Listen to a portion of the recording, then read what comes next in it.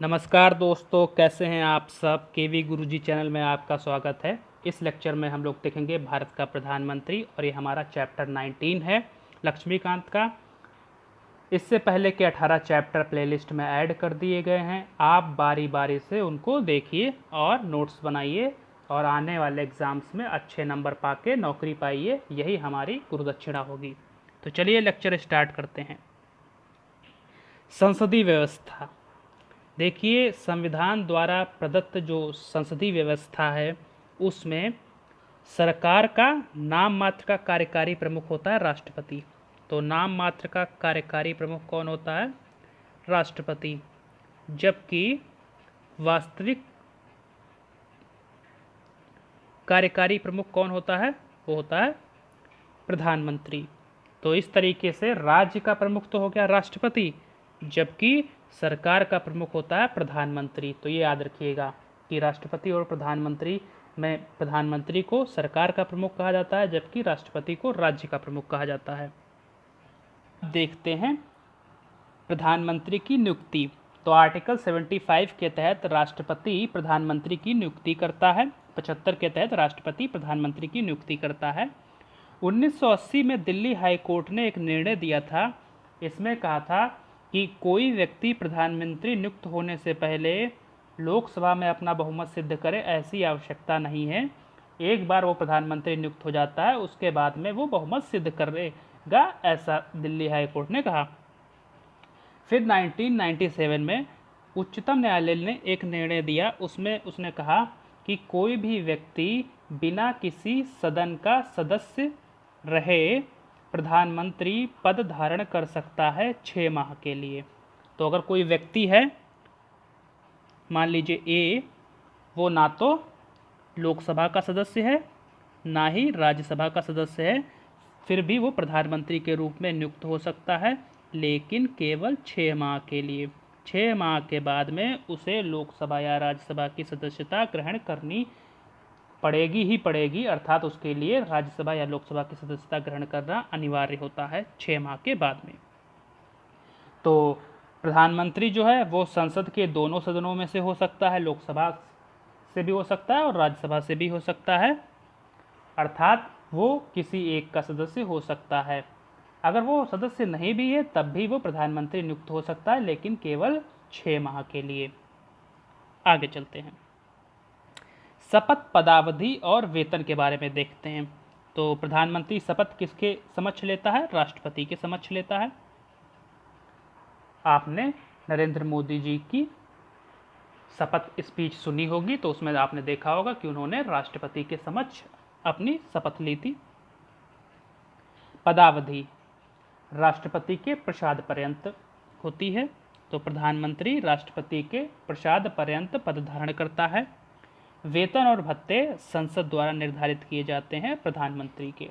तो ये 3 चीज़ें थी, इनको आपको याद कर लेना है।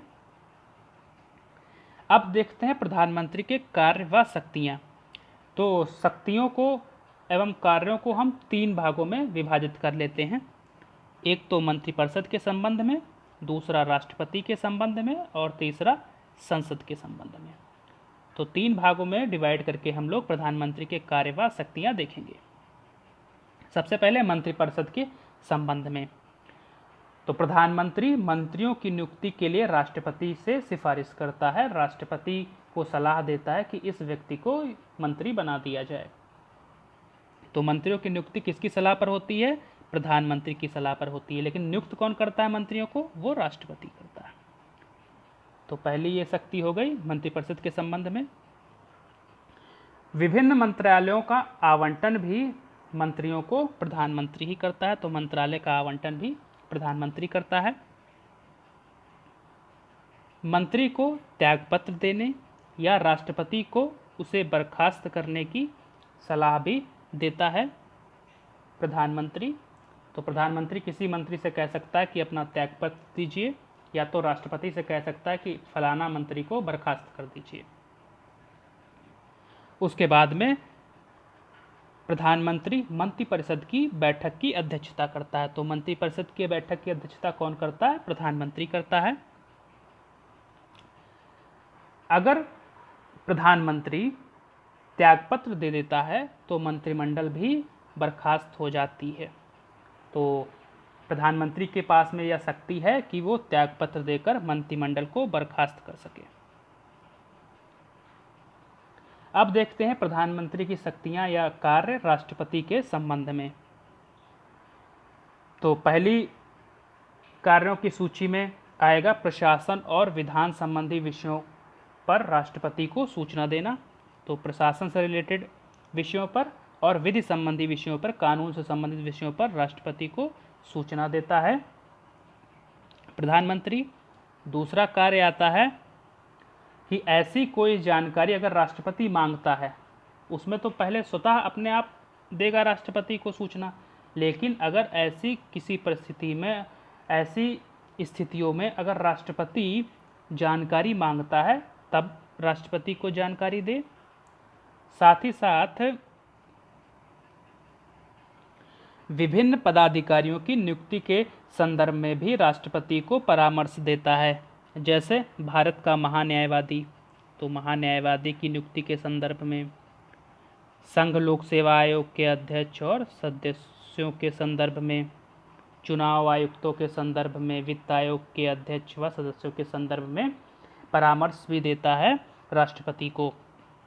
साथ ही साथ अगर कोई ऐसा विषय है जिस पे किसी मंत्री ने विनिश्चय तो कर लिया है लेकिन मंत्रिपरिषद ने विचार नहीं किया है, केवल मंत्री ने ही विनिश्चय किया है और मंत्रिपरिषद ने विचार नहीं किया है, तो राष्ट्रपति द्वारा अगर ये कहा जाता है कि परिषद के समक्ष के लिए वो विषय रखा जाए तो प्रधानमंत्री वो विषय परिषद के समक्ष रखवाता है।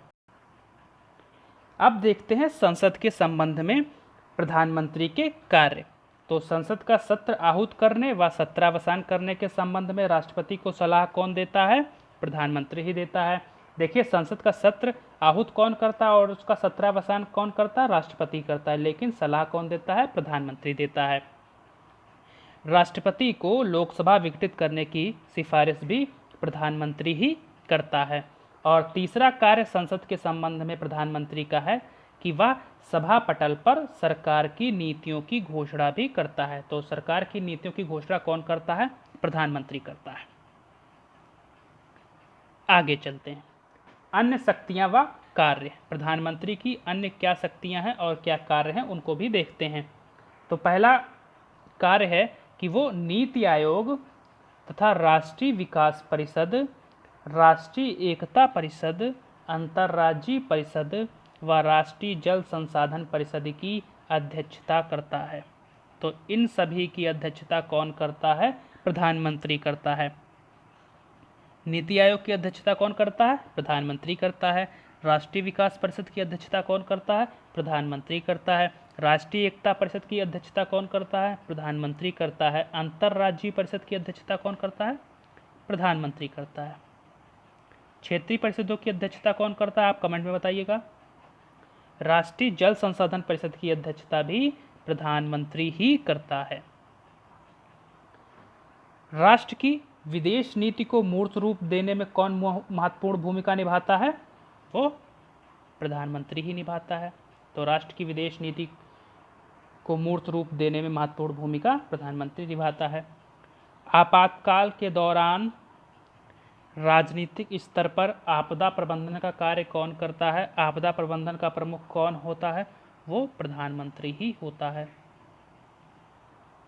इसके साथ साथ सेनाओं का राजनीतिक प्रमुख कौन होता है? प्रधानमंत्री होता है। सत्ताधारी दल का नेता होता है प्रधानमंत्री।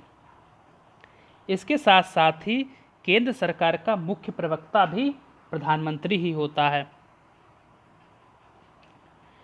देश का नेता होने के कारण वह विभिन्न राज्यों के विभिन्न वर्गों के लोगों से मिलता है, उनकी समस्याओं को सुनता है और उनकी समस्याओं से संबंधित ज्ञापन भी प्राप्त करता है। तो ये सभी कार्य हैं प्रधानमंत्री के। तो आप समझ रहे होंगे कि प्रधानमंत्री का वर्कलोड कितना ज़्यादा होता है।